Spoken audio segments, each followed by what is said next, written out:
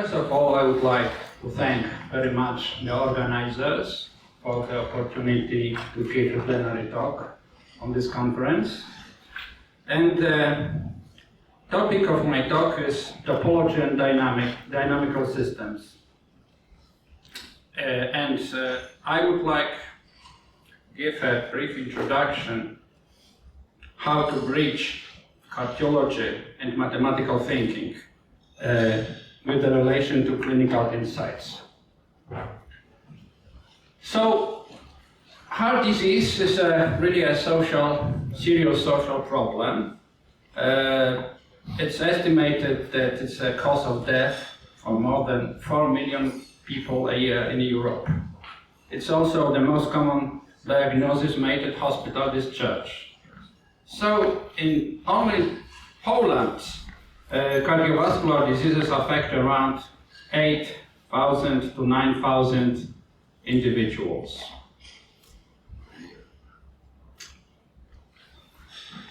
I would like to mention some interesting papers written about 15 years ago, which appeared in Notices of American Mathematical Society, written by John Kay, under the title Taking Math to Heart. So we have also in Polish such an expression, wziąć sobie coś do serca, taking something to heart, so that it's very important. So taking math to heart, mathematical challenges in cardiac electrophysiology. And the author considers many difficult challenges and also potential fields that could be in which mathematician could attend. It's construction of mathematical models of cardiac activity, mathematical study of the blood flow, as well as finding methods to distinguish between the time series represented by RRs of healthy people and those with cardiovascular disorders. And I would like to concentrate on this last third challenge. But, the life of mathematician in the realm of cardiology is not an easy task. I mean that there are some problems, such like, for example, ectopic beats. So there are additional premature beats that should be removed, not taken into analysis. Other problems are related to artifacts. So there are, for example, some missing part of ECG. Then what should we do with these parts? Yes. Another problem is poor reproducibility. And this is an interesting question. I mean that if we take the same patient in the same condition, do some, let's say, ECG recording and repeat it in the same condition after, let's say, 2 weeks, the result could be completely different. There are so many factors that could impact this, that it's a great problem. Yes, somebody could have a headache, for example, that day, and the results could be different. Also, there's a problem of the trending, the question, should we trend the data or not, in which way, etc. So, in fact, a mathematician should act in this environment only with some support and interdisciplinary collaboration with team including physicians, physiologists, bioengineers, physicists.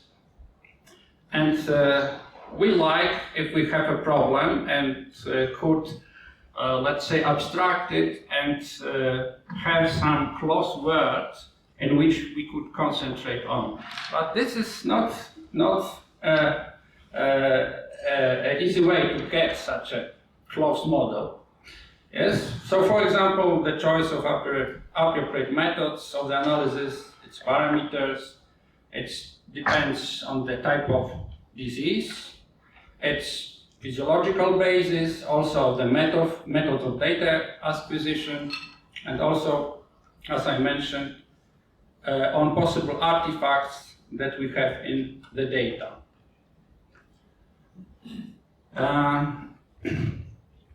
But in fact, we try to do that in Gdańsk. We have such a place of interdisciplinary collaboration, a seminar in which medical doctors meet with mathematicians.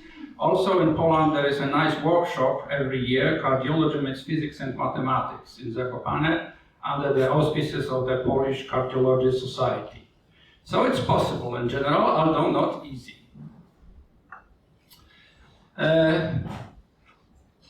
What do we study? So here is the part of ECG recording, and we are concentrated only on these RR intervals. I mean that these RR peaks are closely visible, and the length of this interval produce our series, our data series. And the analysis of this interval is called, in cardiology, heart rate variability, the study of these intervals. And in cardiology, medical doctors, cardiologists have some standard measures of heart rate variability that are concentrated from one hand on spectral analysis, so they use discrete Fourier transform, and frequency analysis, such as mean value of normal to normal, RR intervals, standard deviation, yes, of normal to normal intervals, percentage of successive RR intervals that differ by more than 50 milliseconds, or root mean square of successive RR intervals differences. But, yes, also the medical doctors are aware of the fact that these standard methods that were used in, let's say, in 90s, 80s of the previous century, they are not sufficient, yes, in many cases. So this is an example, this typical example that is present in the medical documents. Task force. I will say a few words in a moment about this document. And there are 4 signals that have the same mean, standard deviation, and range, but as we can see, they are very different. So it's natural to apply nonlinear methods in cardiology, and it's really area of growing interest. I looked a few days ago in Google Scholar, put nonlinear methods in cardiology, and got really thousands of papers about these topics. So it's really growing field of research.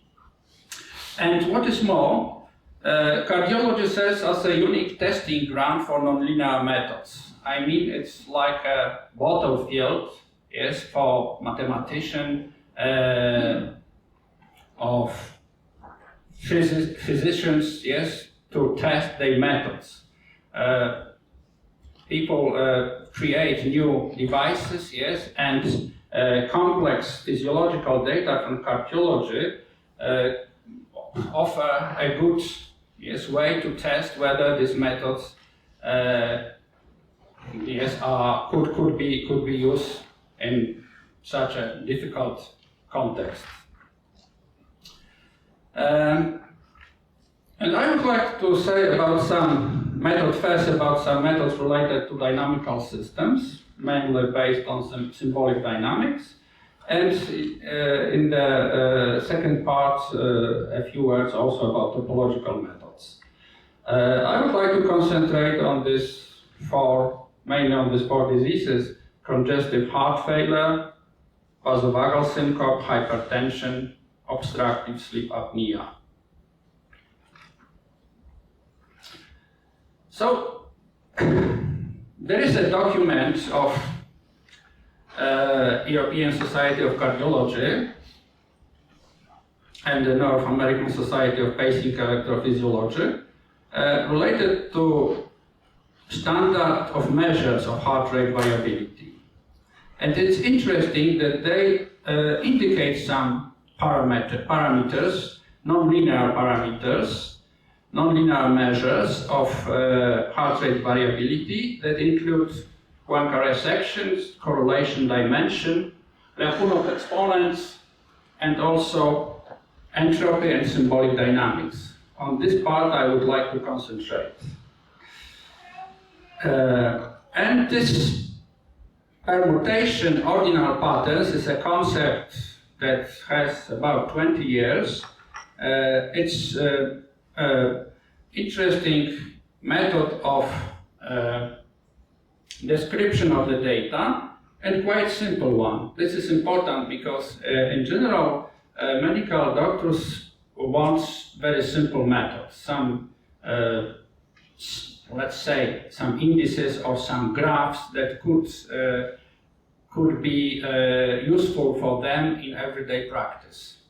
So they are not satisfied with developing the theory, but they seek rather for concrete indications.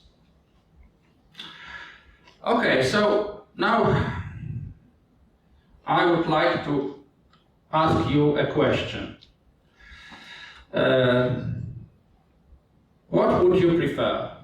Would you like your heart beat very regularly, like a perfect switch watch, unchangeably? Or would you prefer your heartbeat more irregularly, maybe a bit chaotic, erratic? What is your preference? Irregular. Sorry? Irregular. Irregularly. Not too much. Maybe not arrhythmia. Okay, let's see. I have here two songs. In a moment, I will describe how they were created, and please tell me. These songs should somehow reflect your heart beating. Which song you prefer for your heart? Is the first one?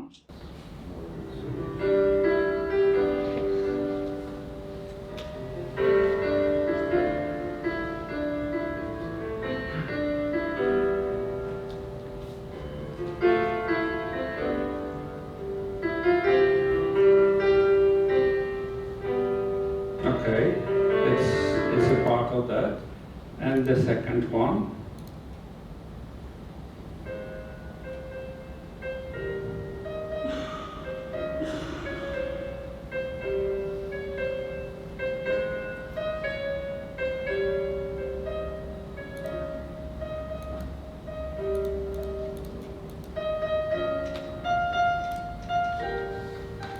Okay. So what is your choice?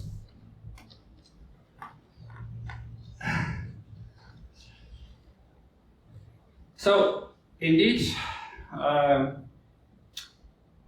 this guess that more irregular is more healthy is true. I mean that perfect regular heart rate is not a sign of a good health. So in healthy cardiac dynamic is typically irregular and complex.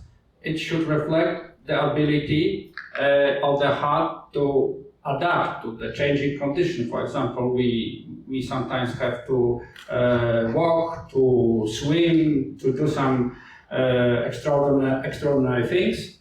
So it's really true that excessive regularity is related rather with pathological conditions than with heart. And going back to this heart music, so this is let's say masterpiece of Zachary Goldberger, who is a cardiologist and musician, and he translates the cardiac interbeats in getting by the Holter monitoring into music, So the rise and the fall of the melody reflects these interbeat intervals. So indeed this heart song number 1 is more complex, and this heart song 15, the second one, is more regular, and it's really related to the patient with some heart failure.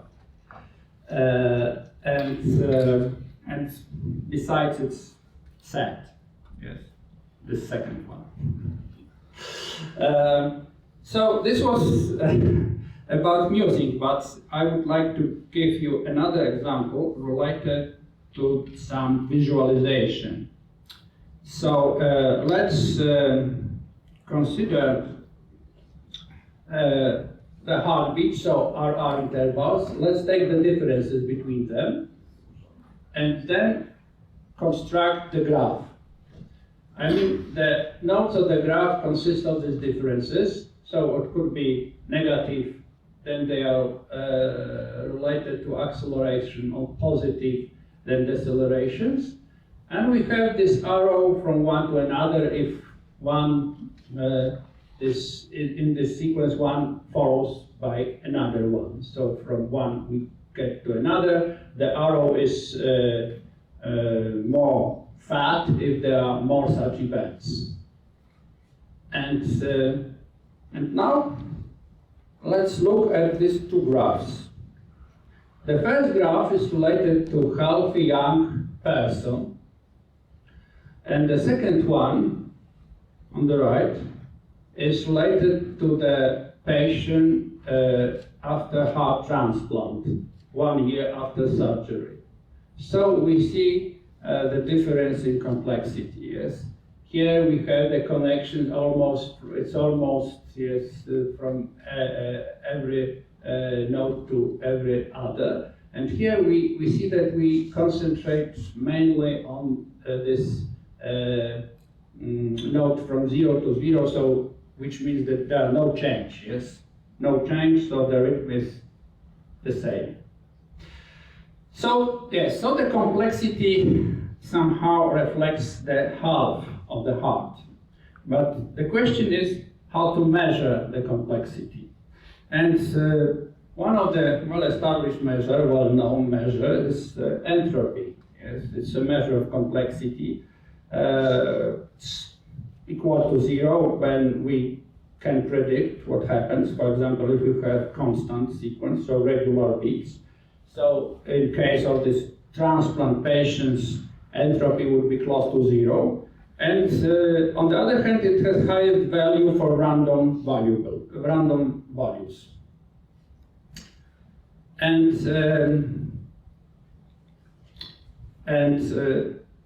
this inspired us, our team, to concentrate on entropy. One of the papers that we especially pay attention was related to application of entropy in trauma patients. Namely, let's imagine that we have the patients, for example, after some very serious accident, or let's say soldiers in the battlefield after the attack, and we have to decide who survived and who not survived, whom should we rescue, and this is a difficult decision. And it turns out that entropy very perfectly well differentiates these two groups, even for very short sequences. So here we see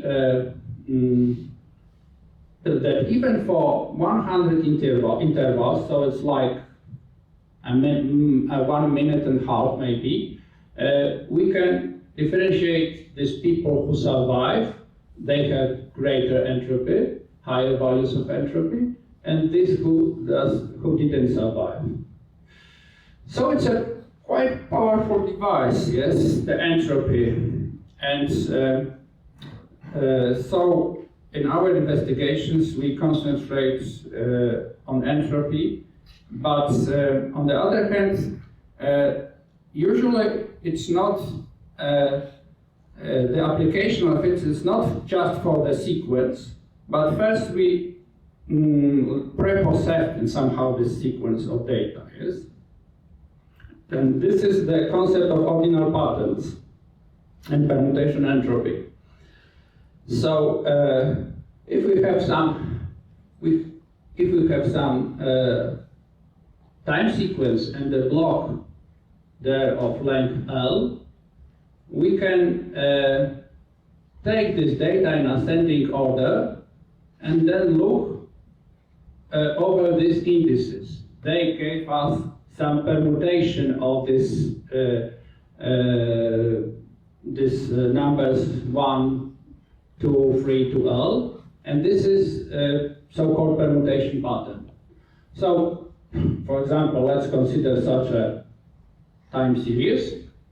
It could consist of, let's say, we can think about it as a heart rate in milliseconds, for example, and we take such sequences of length 3 in the sliding window, and each such block we assign some ordinal pattern. So here, for example, we have that this element is the smallest, so is on the first is assigned number 1. This element is the biggest one of this triple, so it has number 3, and this is in the middle, so we assign it number 2, etc. And this is some graphical representation of permutation patterns of length 3. In general, we have n factorial, so 3 factorials of 6 patterns of length 3. And we can apply the permutation entropy. So the permutation entropy is we take the set of permutations, yes, then the frequency, relative frequency of appearance of this permutation in our data set. And we have this permutation entropy. And we applied it, that inspired by this previous paper, to study congestive heart failure. Congestive heart failure is a disease in which there is a problem with pumping blood effectively. And we studied it also for very short ECG data sets. And indeed, it turned out that this permutation entropy is a powerful device, because we could differentiate healthy people from these people with congestive heart failure, even for intervals of length 250. So that was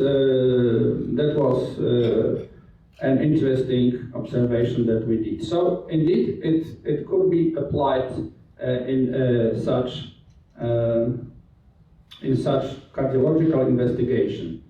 However, the problem is that congestive heart failure is such a kind of disease that any medical doctor, any cardiologist could detect easily looking at ECG. So this is not a big deal to state that this method also acts here. So the real challenge is to observe something that is difficult to notice by cardiologists, yes?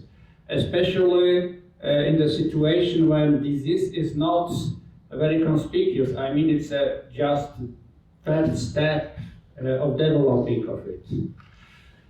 So it happens quite often that we just repeat some previous investigation and show that our methods are not worse, at least, than classical methods, or sometimes a bit better. But the true challenge is to apply it to a new states, let's say.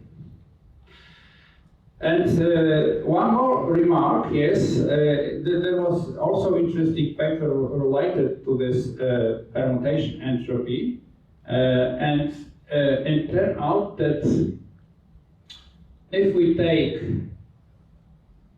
such a pattern, this pattern is with index 3, so this pattern, if we concentrate only on this pattern of length 4, then the frequency of appearance of the pattern very well differentiate patients suffering from congestive heart failure from healthy individuals.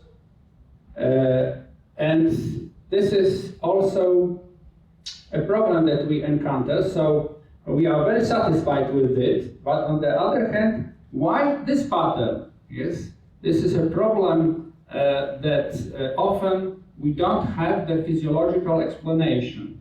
And even if we ask doctors, yes, and try to discuss with them, we could not get the answer. Yes, this is a problem. So sometimes the method acts very well, but we don't know why.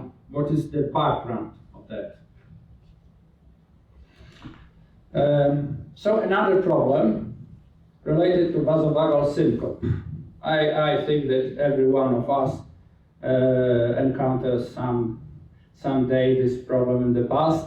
So it's related that to such a situation that a person faints because her body overreacts to certain triggers. So, for example, blood pressure or extreme emotional distress or something like that.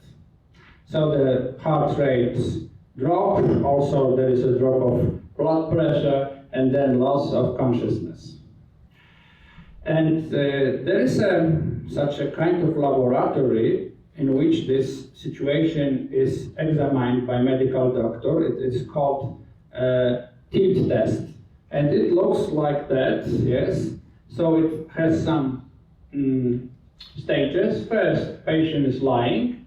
Then this bed is quite quickly, but not so quickly, changes its position. And then, of course, many people faint at that moment. But if you don't faint, then there is a active, so-called active test in which medical doctors use nitroglycerin to provoke fainting. Yes. So yes, here in the description. So the problem is that it's very unpleasant in general, because in general fainting is unpleasant. So there is a question: could we somehow predict the result of tilt test before doing that? And it's interesting topic. And we try to apply our nonlinear measures, entropy measures, so we concentrate only on this baseline position and look at 500 RR intervals recording before tilting. And it was interesting that permutation entropy turned out to be significantly different between these two groups, so vasovagal groups, so people who faint, and negative groups, so people who didn't faint. But the permutation entropy was lower in these negative groups, so higher for these patients. So it's a bit contradictory to what says, yes, that complexity is the measure of health, but as you notice, not always, for example, in arrhythmias, yes. So here also we have to do with such a situation, namely, as we said, this is probably related to overreaction of central nervous system. So,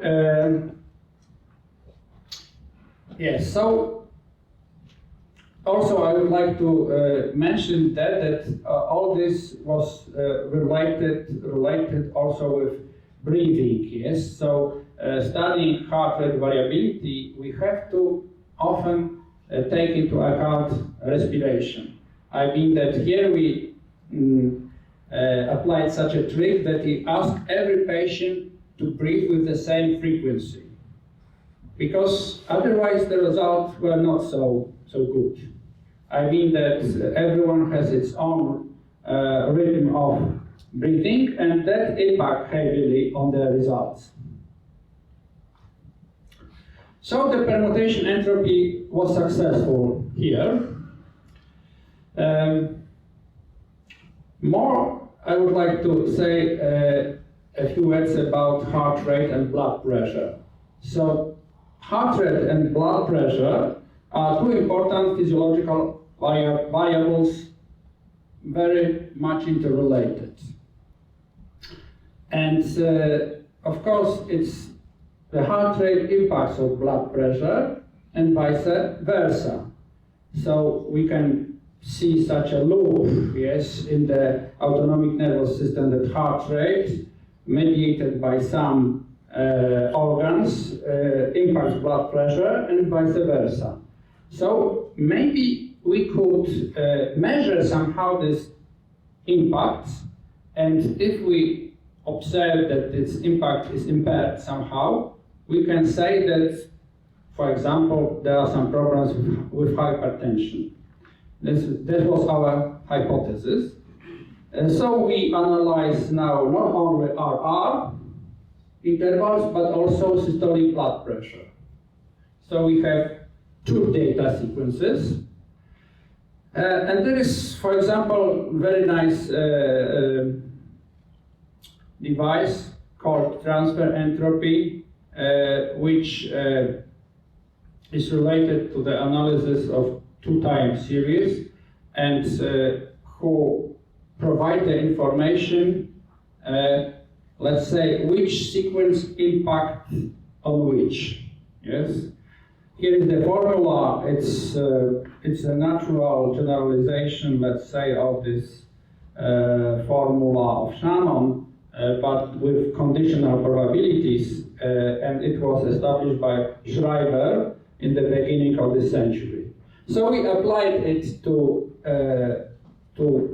the data series related to heart rate and blood pressure. And what did we observe? We have the group of healthy subjects and group of hypertensive patients.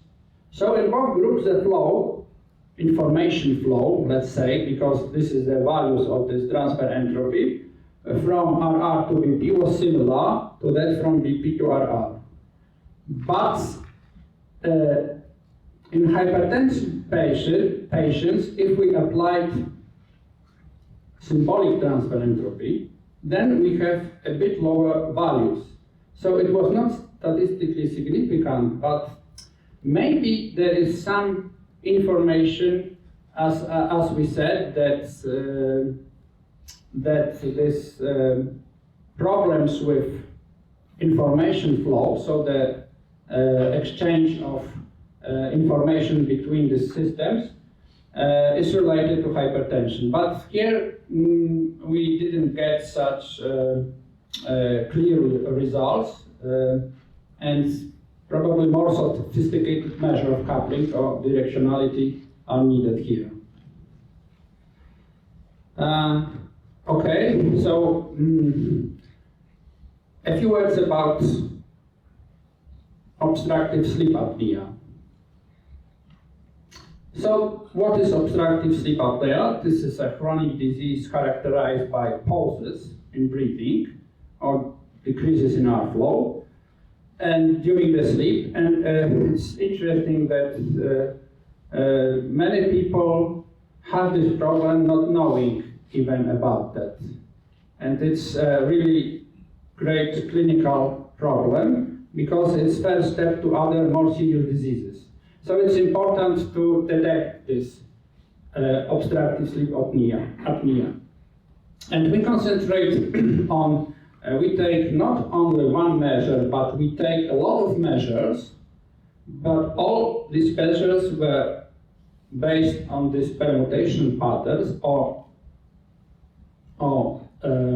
maybe talking more precisely on so-called transcripts. Because if we have two ordinal patterns, then we can multiply one of them by another, and this is transcript of this pattern to that pattern. And we see that the more different are these two permutations, the more complex is this transcript. Here, tau is changes two elements, so it's a transposition, so has order 2. But here, tau is composition of two transpositions, tau has order 3. So more similar are the patterns, more simple is the transcript, let's say. So the transcript reflects somehow the similarities between sequences. So here is some illustration. We have here we have let's say one sequence. Here we have another sequence, and here we have the way in which we translate each sequence to another sequence. Here are these transcripts, and we take some measures. First of all, we have some study groups which contained 19 patients with obstructive sleep apnea, 19 volunteers. The group was uniform. And what is the most important thing and most valuable, that these recordings were doing during wakefulness. I mean during the day, not during the night. Because many studies are concentrated on detecting sleep apnea during the night, which is quite easy, yes, but we just look at this ECG and BP recordings during the day and try to detect whether these people could be involved in the problem of obstructive sleep apnea. So we have a lot of indices, a lot of measures, also with some delays, because this relation between RR and BP maybe also have some time delay. And then we built some models.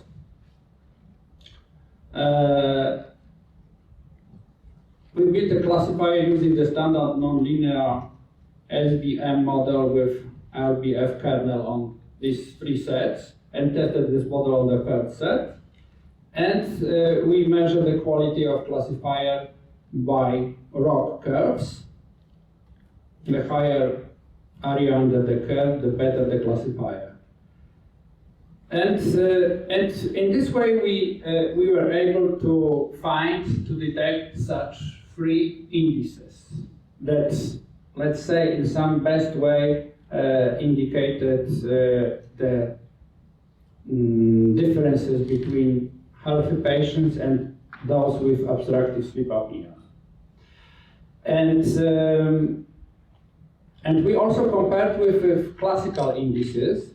And again, we get that these results were a bit better for our measures than classical measures. So this is the results for our measures. So the area under the curve under the blue curve. And here is classical measures, much less the area of the blue curve for classical indices.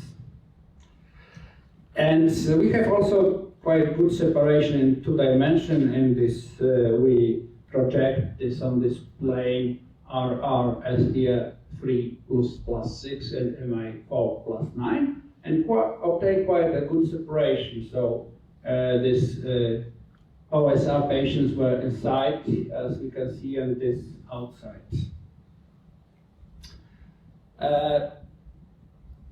But of course, the problem is why these indices provide the best output. We don't know, yes, because this is another.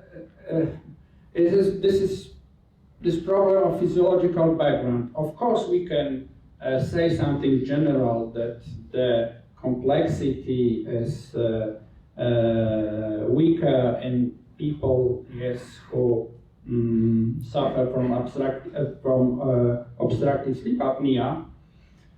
But in general, we don't know why these three indices are so good. Yes, and it's interesting that the reviewer of this paper asked also us to make a profile of the patient suffering from obstructive sleep apnea. Of course, it is so we did it, but we use only a very small group, like 19 patients and 19 healthy volunteers. But we tried to do that. We create such a profile and determine the intervals, yes, for all three variables. And if some people fell into this interval, it means that he has a danger of obstructive sleep apnea. So maybe in the future, yes, now when you are going to doctor, he or she asks you, what is your glucose level, for example? But maybe in some years, the question would be, what is your entropy? Yes. What is your transfer entropy, or what is your symbolic transfer entropy? And that could give us a better indicator. Now, maybe because I don't have too much time, I would like to skip a bit of my talk and go to topological methods.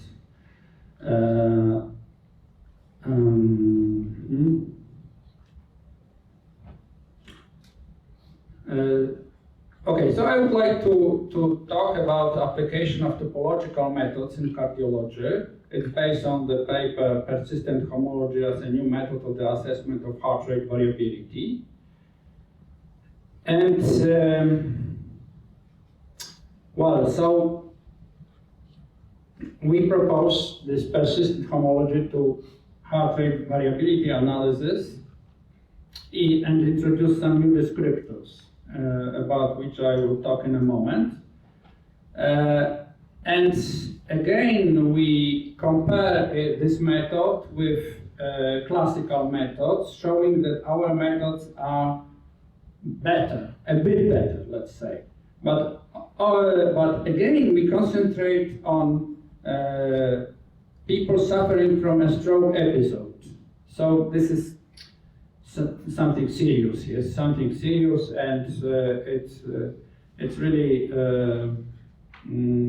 I mean, it's easy to doctors to study these cases by classical method, by looking at ECG, etc. So our method was following. We started from RR intervals, then we changed it into piecewise linear function, and then we construct the persistent diagram, take some persistent descriptors, apply SVM cross-validation, get the ROC curves. So, how do we obtain the persistent diagram? We just concentrate on zero-dimensional homology, which describes connected components of sublevel set of the graph. So we just going up, yes, and look at the number of connected components. Yes, then the components could BEV, could DEF, and then we illustrate on this persistent diagram. So the method is not very sophisticated, but nevertheless, this gives us some insight, yes? So first of all, in cardiology, cardiologists analyze so-called U-shapes.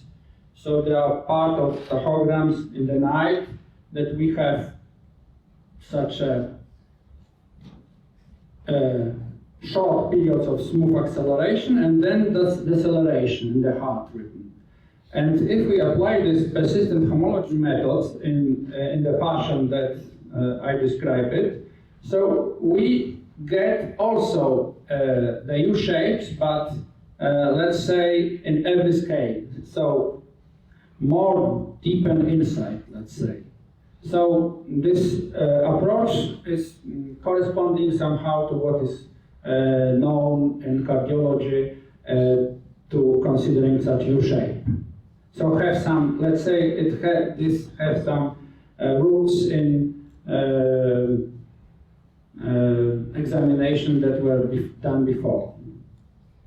And we take a lot of parameters describing the length of the interval, proportions, persistent entropy, relative number of long intervals, signal to noise ratio, and other parameters. And we also describe such a triangle, topological triangle. I will not go into details. I just and we give some parameters of the triangles like width, height, location, etc. I just say that we observe that in our approach, usually in persistent diagram, these points concentrate in some triangles, and this is the observation that we used also defining this triangle. Okay, so what were the results? In fact, we obtained that using the standard methods, we gave the area under the curve on the level of 0.79, while applying topological methods, we get at the level of 0.83. So better, but not much better, let's say. So we just maybe confirm that this method has some potential, but it's not outstanding, let's say. This is the comparison, yes, between this classical parameters and topological parameters.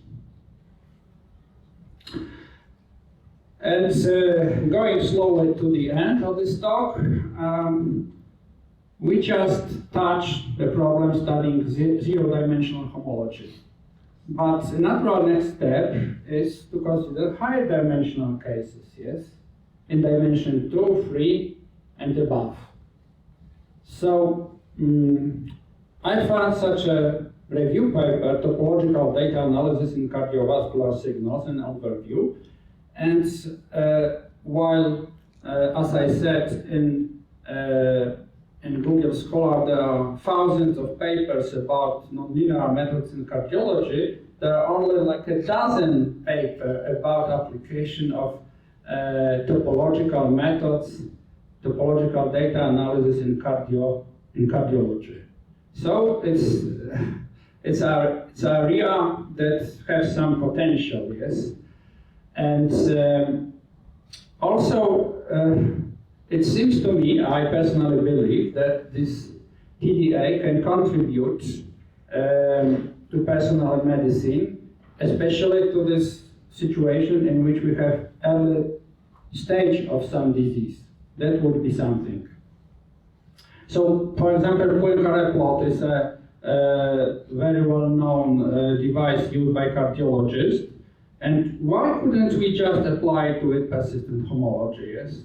Maybe, of course, maybe not directly, but maybe in a bit more sophisticated way, apply persistent landscape, persistent images, or something like that. Or here I found a paper in which first we use two-step procedure. So we first use this ordinal patterns and then build a network and then apply topological data analysis. So it could be maybe not straightforward, but needs some steps to apply the all machinery that you have, And I also found a few days ago a paper which appeared just a few days ago. I mean, it appeared at the end of June.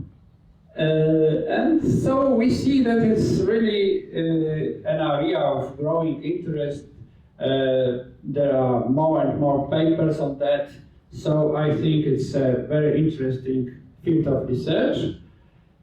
So I would be very happy if somebody would like to cooperate with us. Yes, you have wonderful, powerful methods. Here are the data sets which we published from our papers that could be used for testing some ideas. I can send you also the links to that. And this the list of my collaborators.